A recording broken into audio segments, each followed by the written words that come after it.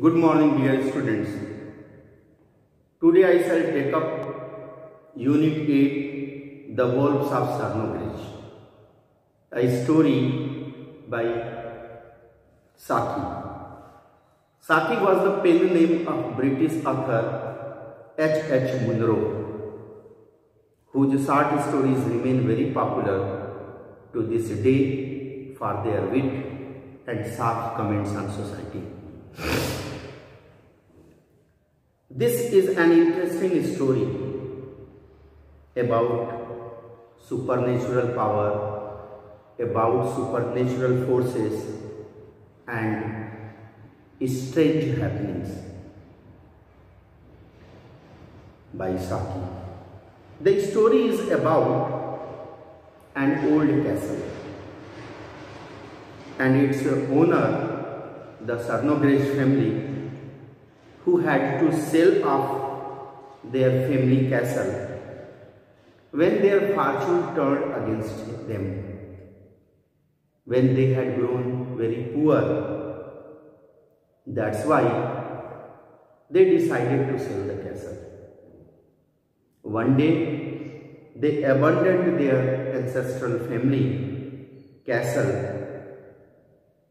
As time went by, the castle was purchased by Gruviel family and Baroness became the new owner of Sarnogrej castle. Are there any old legends attached to the castle? Asked Conrad of his sister. Conrad asked his sister, are there any old legends? Legends means old story that may be true or not. That may or may not be true. Are there any old legends that attach to the castle? Have you heard any old story that is attached to the castle? Asked Conrad of his sister. Conrad was a prosperous merchant, but he was the one poetically disposition. Poetically disposition means a person whose nature is of a poet. Disposition means nature or character. Conrad had the imaginative and sensitive nature of a poet. He was one poetically dispositioned member of a highly practical family.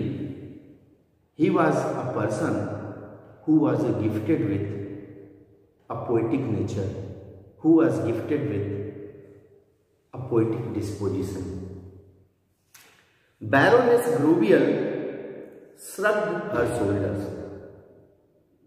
Baroness Gruviel, who was the new owner of the Sarnogrej castle, shrugged her shoulder. Shrug means to lift the shoulder as a way of showing that you do not know anything or you are not interested. There are always legends hanging about these old places. There are always an old story that may or may not be true about these old places. In this case, there is a story that when anyone dies in the castle, all the dogs in the village and the wild beasts in the forest howl the night long. There was a story. In the case, there is a story that when anyone dies in the castle, if anyone died in the castle, all the dogs in the village and wild beasts in the forest howl the night long. It would not be pleasant to listen to, would it? It would be weird and romantic, said the merchant. After hearing such kind of words, that if someone dies in the house, all the dogs and the wild beasts in the village started howling throughout the night. The merchant said, "It would be weird, it would be strange, it would be unusual and romantic also. Anyhow, it is not true," said the Baroness. Baroness did not believe. Baroness did not believe on such kind of a story. Since we bought the place, we have had proof that nothing of the sort happened. When the old mother-in-law died last springtime, we all listened, but there was no howling. No howling was heard at that time when old mother-in-law expired. It is just a story that lends dignity to the place without casting anything. It is only a rumor and nothing else. People spread the rumor to lower down the cost of the castle. "The story is not as you have told it," said Amelie, the grave old governess. Everyone turned and looked at her in astonishment. She was used to sitting silent and prim, very correct and proper in behavior, easily shocked by rudeness, and faded in her place at a table, never speaking unless someone spoke to her. She never spoke unless someone spoke to her. And there were few who did. Today, however, she continued to talk rapidly and nervously, looking straight in front of her and seeming to address no one in particular. "It is not when anyone dies in the castle that the howling is heard. It is not when anyone dies in the castle that the howling is heard. It was when one of the Czarnograsz family died here that the wolves came from far and near and howled at the edge of the forest just before the dead hour. And the dogs of the castle and the village and all the farms around Wood Bay and the dogs of the castle and the village and all the farms round Wood made a long and deep cry and howl in fear and anger at the wolves' chorus. All the wild beasts and dogs started howling and crying in chorus. And as the soul of the dying was left its body, a tree would crash down in the mud. It was also a rumor that as the soul left the body, a tree in the park crashed down. But for a stranger dying here, of course no wolf would howl and no tree would fall. Oh no. There was a note of defiance. There was a note of disobedience and challenge. Almost of contempt, almost lack of respect and low opinion in her voice as she said the last words. The Baroness stared angrily at the old man. The Baroness gazed angrily at the old woman. "You seem to know quite a lot about the von Czarnograsz legends." Fräulein, a term used to address an unmarried German woman. She said sharply, "I did not know that family histories were among the subjects you are expert in." "I did not know that family histories were among the subjects you are expert in." The answer to her taunt The answer to her sarcastic remark was even more unexpected and astonishing. "I am Von Sarnograce myself," said the old woman. "That is why I know the family history." "You are a Von Sarnograce?" came in an incredulous chorus, came in an disbelieving chorus. "When we became very poor," she explained, "when we became very poor and I had to go out and give teaching lessons, I took another name. But my grandfather spent much of his time as a boy in this castle." She said that her grandfather spent a lot of time in this castle. "And my father used to tell me many stories about it, and her father used to tell her stories related to the castle. And of course I knew all the family legends, and that's why she is well acquainted with the old stories related to the castle. When one has nothing left to one but memories, one guards and dusts them with special care. I little thought when I took service with you that I should one day come with you to the old house of my family." There was silence when she finished speaking. When she finished speaking, there was a complete silence. There was a pin drop silence. And then the Baroness turned the conversation to other topics. All of a sudden, Baroness turned the conversation to other topics. She started talking about other matters. But afterwards, when the old governess had slipped away quietly to her duties, all of a sudden, when old governess slipped away quietly from there arose a clamor of disbelief. There arose a loud, confused noise of disbelief. It was an impertinence, it was rude, disrespectful behavior, snapped the baron. "I don't believe a word of it. I do not believe even a single word that was spoken. She is just Simit and nothing more. She is Simit, she is and nothing more." She had been talking to some of the peasants about the old Sarnograce family and dug up their history and their stories.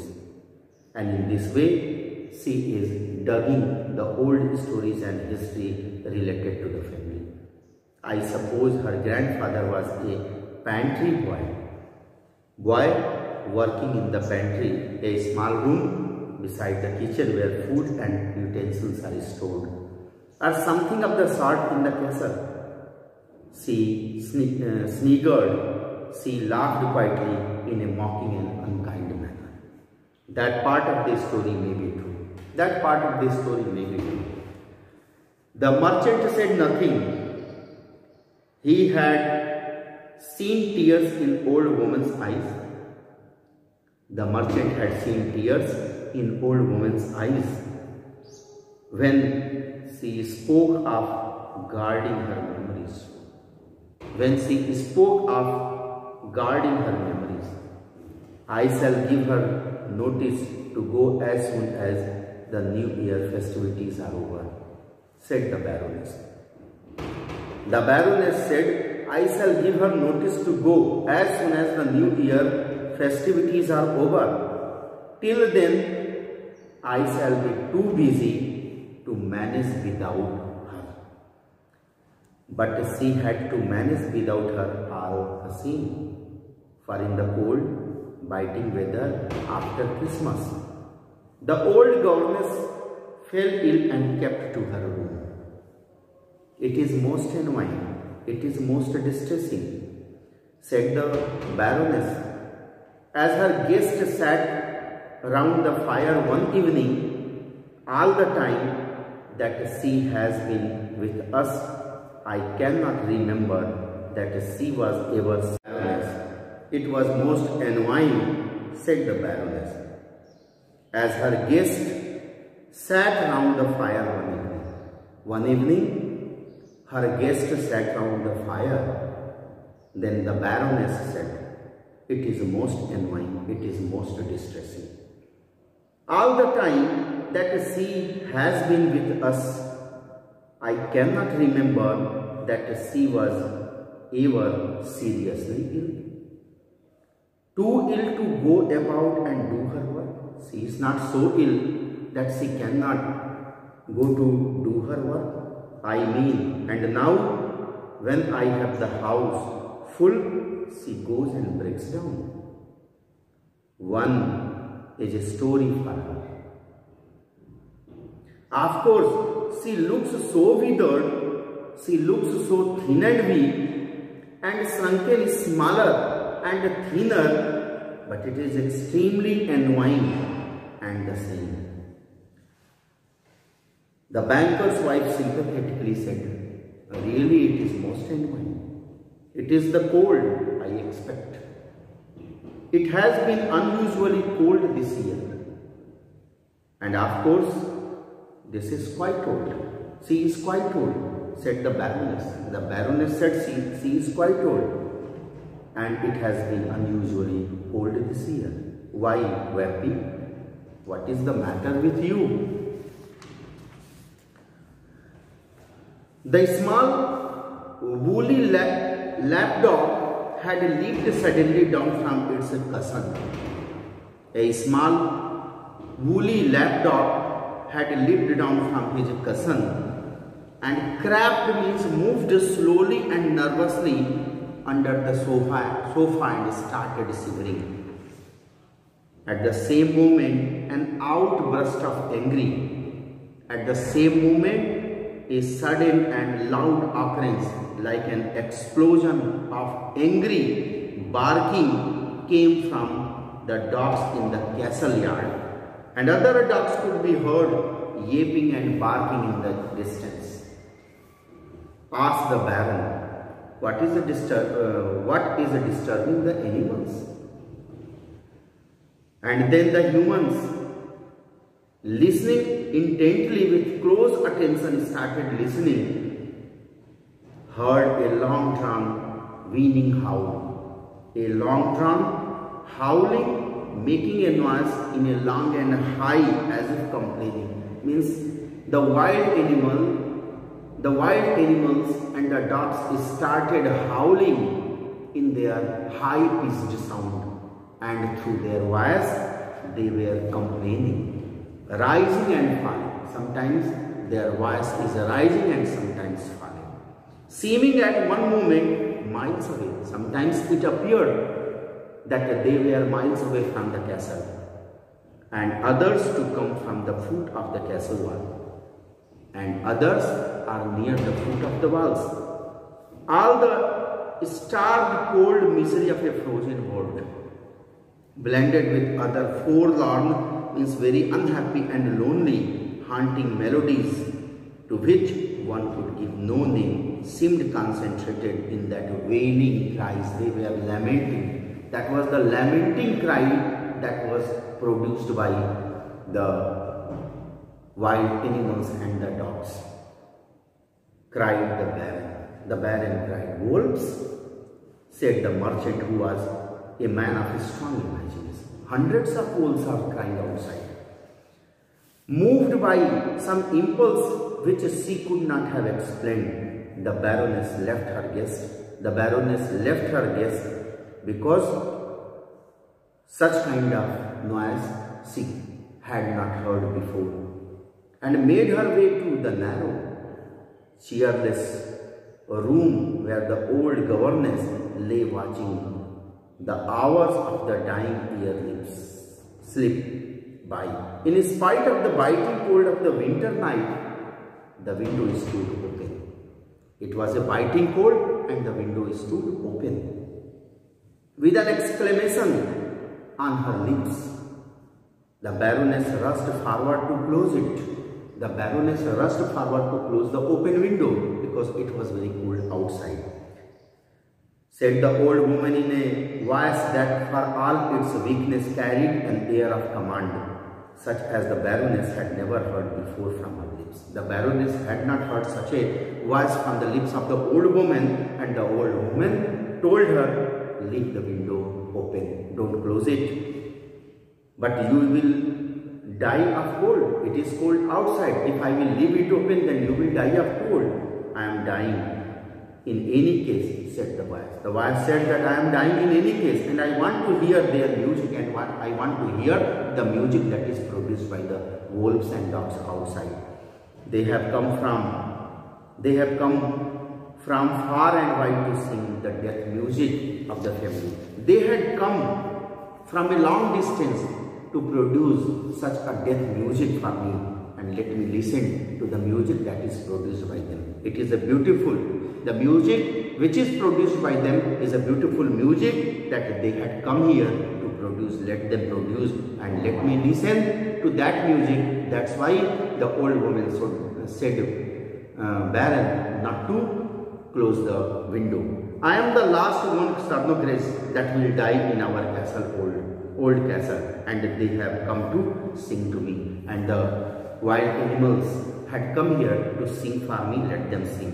The cry of the wolves rose on the still winter air and floated around the castle walls. The old woman lay back on her couch with a look of long delayed happiness on her face. "Go away," she said to the Baroness. The old woman said to the Baroness, "Go away from here. I am not lonely anymore. Now I am not alone. I am one of a great old family." "I think she is dying," said the Baroness. The Baroness said that the old woman is about to die. When she had rejoined her guest, "I suppose we must send for a doctor. And that terrible howling, not for much money would I have such death music." "That music is not to be brought for any moment of money," said Conrad. "Hark, listen, what is that other sound?" asked the Baron. As a noise of splitting and crashing was heard. A splitting and crashing sound was heard outside of the castle in the park. It was a tree falling in the park. There was a moment of constant silence. There was a moment of tense and uneasy silence when they heard the splitting and crashing sound of a falling of a tree in the park. And then the banker's wife spoke. "It is the intense cold that is splitting the tree. It is due to the cold. It is also the cold that has brought the wolves out in such number. It is due to the cold that the wolves come out in such a number, and due to cold they are howling and creating such kind of noise." The Baroness eagerly agreed that the cold was responsible for these things. The Baroness was also favoring the banker's wife that due to cold they are making such kind of noise. It was the cold of the open window too which caused the old Frowling's heart failure. But the notice in the newspaper looked very well. On December 29, at Castle Sarnogres, died Emily von Sarnogres. For many years, the valued friend of Baron and Baroness Brugiel. Thank you.